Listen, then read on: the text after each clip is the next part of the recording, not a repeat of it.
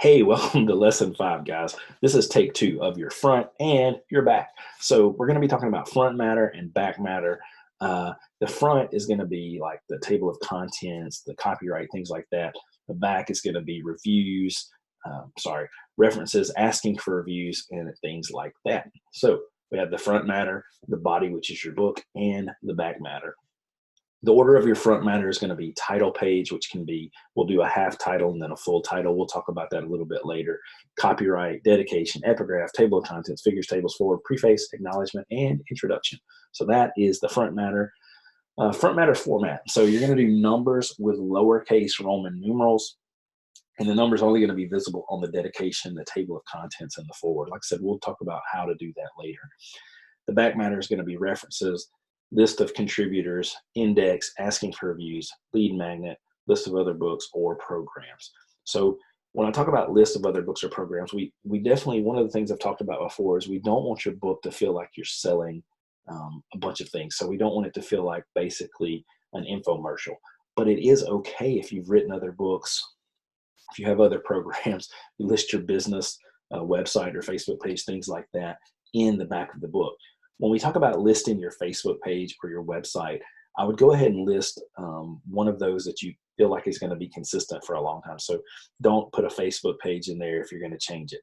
However, if you do change it, we just go back and do a second edition of your book, or we just edit that and move it. So it's really not a big deal, but if you want to just keep it simple, I would say that. So on the back matter, the page numbers continue on throughout. You don't have to do anything special, hide them or anything. They just keep going. So we're going to talk about the copyright forward, all this crazy stuff on this slide that I'm not going to name out, but you see it right there, guys. That's what we're going to be talking about in this lesson. So usually the first page of the book gives the book's title, the subtitle, and the author. I'm going to actually change that a little bit and say that the first page is the half title. Well, it's just the title. The second page is the book's title, subtitle, and author. So we're going to talk about that later a lot more. The copyright page is immediately following the title page. Guys, do you want to buy a copyright or not? It's not necessary. If you feel more comfortable buying that, then I will give you a link to where you can go buy the copyright for your book. But it's definitely not necessary. Immediately when you start writing something, it is copyrighted as your own. So if it's, as long as it's your original information, if you write it down, it's copyright. There's a link there that you can follow. That link may or may not be clickable in this video. I'm sure it's not, but I will put it in the comments later. So copyright, literally, this is all you have to do. 2019 Jeremy Sutton, all rights reserved. That can be your copyright page. Now, I've given you some examples of copywriting. Wile E. Coyote wrote a book, all rights reserved. You can read what it says. This is kind of a mid-size one. First printing, ISBN, Falling Anvil Productions. There's the website. You can put that in. The link that I gave you, and I'll put this in the, we'll be able to click on this link in a little bit, but you can also go to that, and it gives you several other design ideas. I will be putting in a template for this as well, so make it super easy for you guys. The forward introduces the reader to the author in the book. It's written by someone who's not the author, and it's an endorsement for your book. So say, I know a lot of people that are in Smart Success PT. If you don't know what that is, it's a group of PTs, entrepreneurs. But Greg Todd is the founder and the mentor for that, and he's written the foreword for several people's books. So he gives them more credibility because everybody in the PT world, or a lot of people, know who that is. So if you were going to write a book about neurosurgery and you had a world-renowned neurosurgeon write your foreword, well, then obviously that would be really good for you and for the book. So you want to find somebody that can write a good foreword for you. It's why should you read the book, why the author is the one that's solving the problem, and why you should listen to the person writing the foreword. Because if I get my mom to write a foreword on back pain books, it doesn't mean a whole lot because she doesn't know anything about back pain books or back pain. So this, again, is an example of a foreword. I'm not going to go through it. If you want to pause the video and look at it, by all means do that. I just wanted to give you an example. Here's another example and another example. So 3 examples here, forwards, just to give you an idea of what they are, what they look like, and what you should be asking for. So obviously it increases credibility, which we want. You're already an expert shows the audience or the readers that you are already an expert. It gives context and it gives your history, because, if I go up to talk to somebody about politics, well, then I'm probably not the best guy to talk about that with. But sometimes people do that and they don't know what they're talking about. So if you start talking to people in a book, hopefully you've already built some credibility with the launch and different things and what you're doing with your life professionally. But you definitely want to give a little bit of history of why they should listen to you. A preface is a little different in introduction written by the author. So I know several people have written a foreword and a preface. If you want to do that, by all means, go ahead.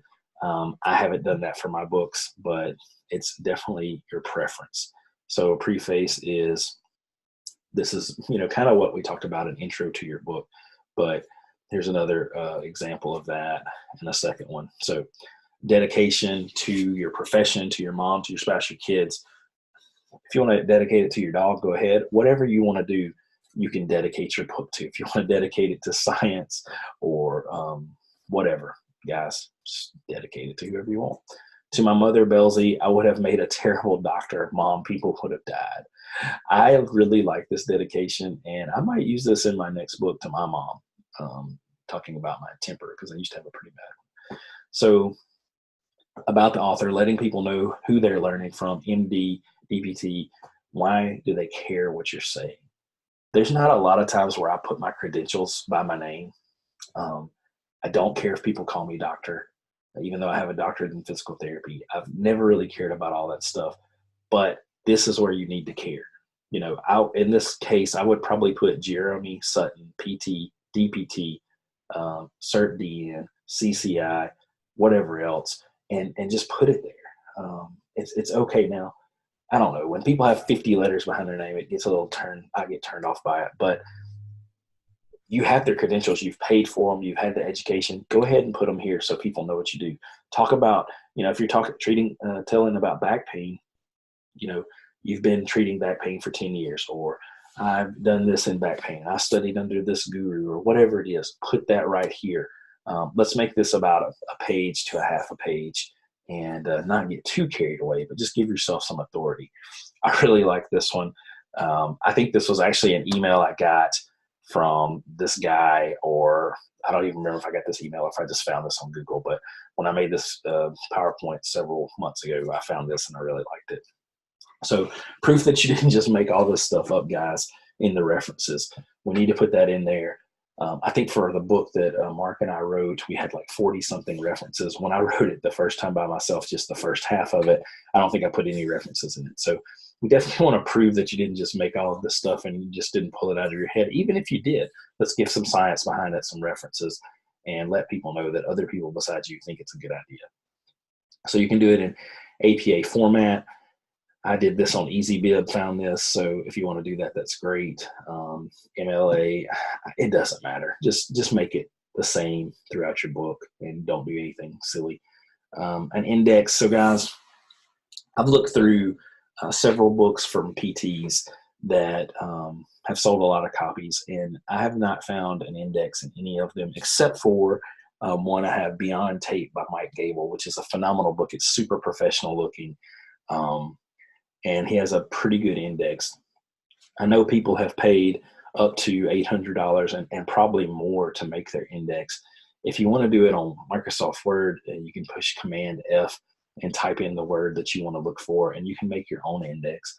But unless you're writing a book about, I have these books over here that are a yoga book, and it's a manual with all these exercises. Unless you're doing that, and you need to be able to find a different exercise, well, then I don't really feel like it's that necessary.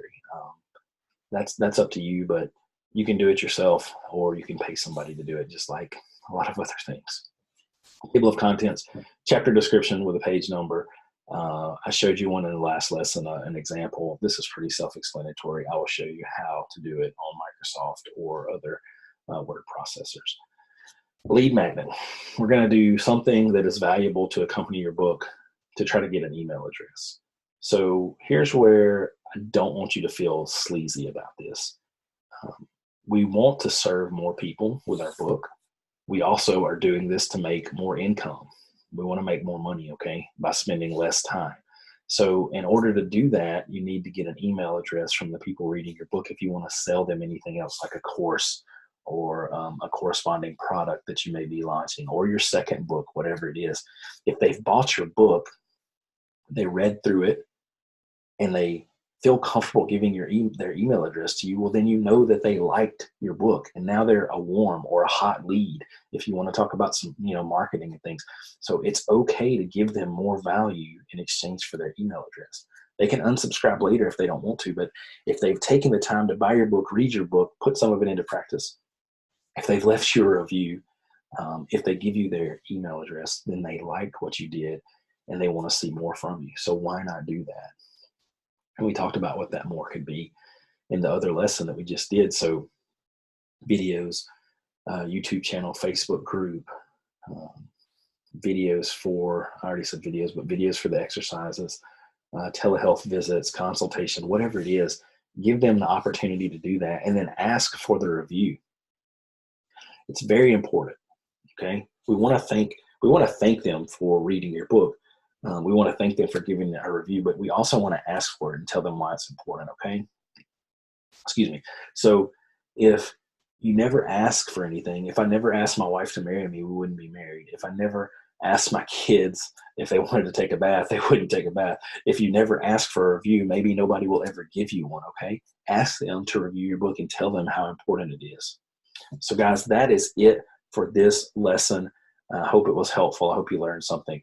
Please, please, please ask questions in the group or send me a message on Voxer and I will get back to you. And I'll see you guys later.